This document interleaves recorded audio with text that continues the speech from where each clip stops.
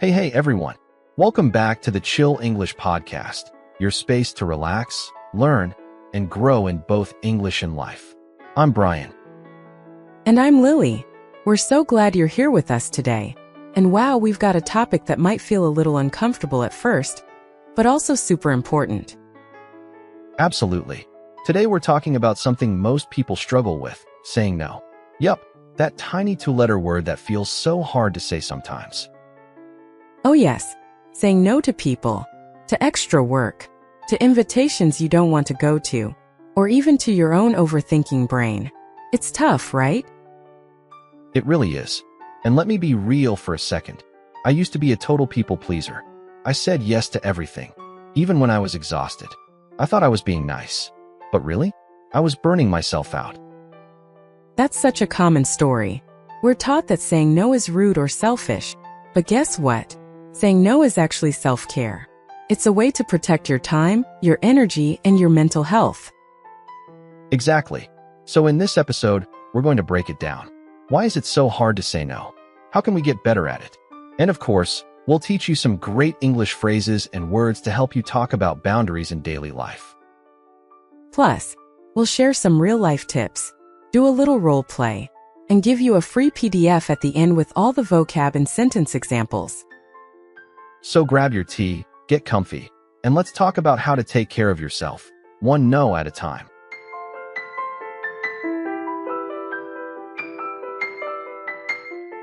So Brian, let's get real for a minute. Why do you think it's so hard for people to say no? Oof, where do I start? I think a big reason is we don't want to disappoint people.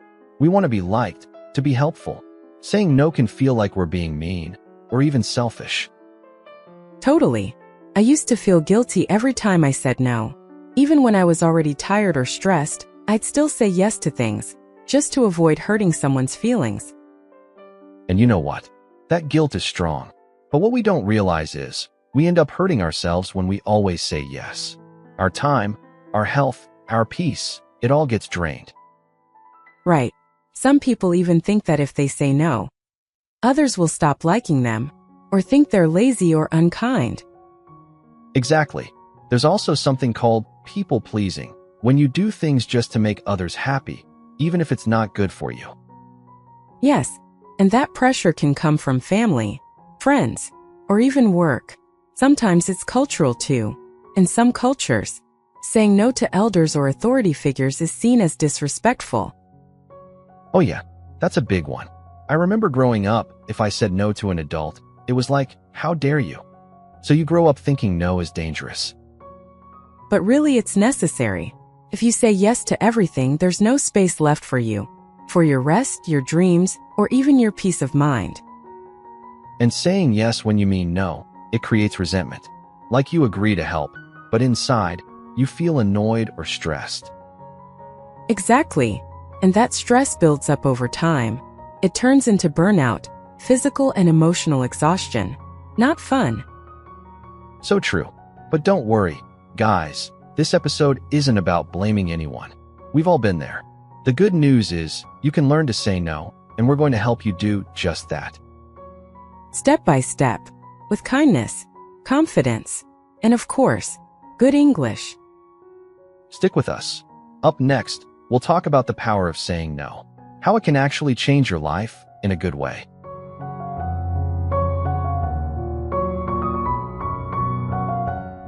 Alright, so we've talked about how hard it is to say no.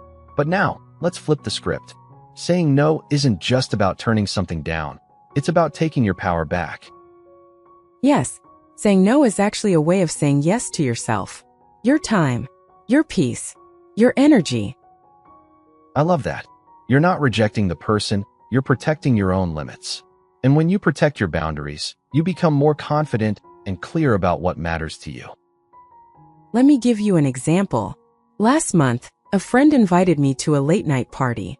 I had a super early meeting the next day. Old me would have said yes and then regretted it. But this time I said, I'd love to hang out, but I need to rest tonight. And guess what? My friend totally understood. That's the thing. Most of the time, people don't get mad. They just respect your honesty. I had a similar moment recently. Someone asked me to take on a side project over the weekend. I almost said yes out of habit. But I stopped myself and said, I really appreciate the offer, but I need some downtime this weekend. And you know what? It felt amazing. You gave yourself permission to rest, and that's powerful. Saying no helps you avoid overcommitting, which is when you take on too much and end up feeling overwhelmed. And let's not forget, saying no helps us focus on the right things. When you stop saying yes to everything, you start saying yes to the things that actually matter. Like your goals, your health, your family, your creative time, all the things that fill your cup instead of draining it. So true. It's like editing your life. You remove what doesn't serve you, so you can make space for what does. Beautifully said. And speaking of growing, in the next part, we'll help you grow your communication skills with practical tips on how to say no clearly and kindly. Let's go? Don't miss it. It's coming up right after this.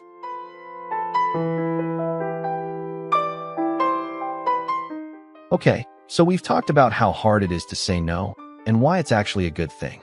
But now let's get into the real stuff. How to say no without feeling guilty or awkward. Yeah, because it's easy to say, just say no. But in real life, it's not always that simple. We don't want to hurt feelings or seem cold. Exactly. I mean, how many times have we said yes just because we didn't know how to say no? Oh, so many. And later I'd be lying in bed thinking, why did I agree to that? Right? So, here are a few tips that help me personally. First, keep it short and kind. Something like, thanks for thinking of me, but I can't right now. Boom. Done. That's perfect. It's polite and you're not making up excuses. Here's one I like. I really appreciate the invite, but I'm taking some time for myself this weekend. Nice. That one sounds gentle and honest. You're not saying no to the person, you're saying yes to your own well-being. Exactly. Another one I've learned. You don't need to explain too much. Like you don't owe people a long story. A simple I have other plans is totally enough. Yeah, when we over-explain, it sounds like we're trying to convince them. But you don't need permission to protect your time. Totally. And one more thing. You can also say no and still leave the door open. Like, not this time, but let me know next time. Yes, that's a great balance. Firm, but friendly. Want to do a quick example? Sure. Hit me with an invite. Hey Brian, we're planning a karaoke night on Friday. You in? Oof, sounds fun, but I've had a long week. I think I'm gonna stay in and rest. Let's hang out another time, though. Totally get it. Rest up. We'll sing your favorite song for you. See, no guilt, no drama, and we're still friends. Yep. Saying no doesn't mean you don't care. It just means you're taking care of yourself. And that's powerful. So next time you feel that pressure to say yes, pause, take a breath, and try one of these simple phrases. Coming up, we'll teach you some useful words and expressions from today's talk. It's vocabulary time, so don't go anywhere.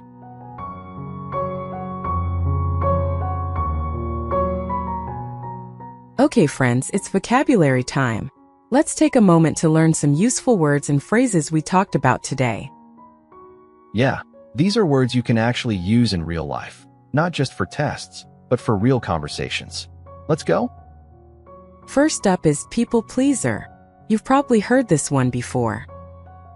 Oh yeah, a people pleaser is someone who always says yes to others, even if it stresses them out. Exactly. Like, I used to be a people pleaser. I never wanted to upset anyone, so I just kept saying yes. But inside, you're like, why did I agree to that? Next is a big one. Burnout. Ugh, I've been there. Burnout is when you're completely exhausted, mentally, emotionally, physically. Right. After working weekends for a month, she felt total burnout. No energy, no motivation. And that's why saying no is important, so you don't get to that point. All right, word number 3. Overcommit. This one's sneaky. Yeah, to overcommit means you agree to do too many things at once, and suddenly your calendar is your worst enemy. Like, he overcommit to too many meetings and forgot about his own project. Next one, set boundaries. A fancy way of saying, know your limits.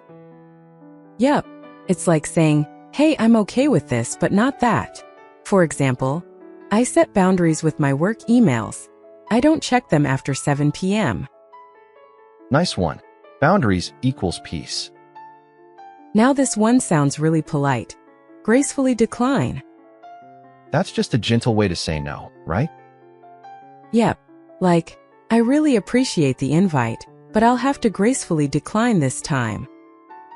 Sounds kind and confident. Love it. Last one, take a rain check. I use this one all the time. Me too. It means not now, but maybe later. Like, hey, can I take a rain check on coffee today? I need some rest. And it keeps the door open. You're saying no but still being friendly. So, quick recap. People pleaser, burnout, overcommit, set boundaries, gracefully decline, and take a rain check. All super useful.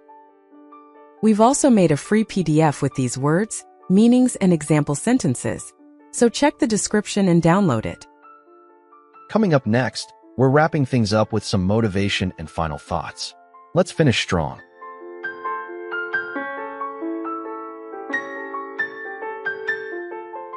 All right, friends, we've talked about a lot today, from why saying no is so hard, to how powerful it can be when you do it with confidence. Yeah, and just a reminder, saying no doesn't make you selfish. It means you're listening to your body, your mind, and your needs. That's not selfish. That's self-care. Honestly, the more you practice it, the easier it gets. At first, you might feel guilty, but later, you'll feel relieved and proud. It's like training a muscle. You get stronger every time you choose to protect your peace instead of pleasing everyone. So maybe this week, just try it once. One honest no, one moment where you choose you. It could be the first step toward a healthier, calmer life. And remember, you're not alone. We're all learning. We're all growing, bit by bit, word by word. We believe in you, and we hope today's episode gave you the tools and the courage to start speaking up for yourself. And if you like this episode, don't forget to follow our podcast and share it with someone who needs to hear this message. The free vocabulary PDF is waiting for you in the description. Grab it, review it, and use those new words in your own life. Thanks for spending time with us today. Take care of yourself. Say yes to what matters and don't be afraid to say no when you need to. See you next time on the Chill English Podcast. Until then, stay kind, stay brave, and stay chill. Bye.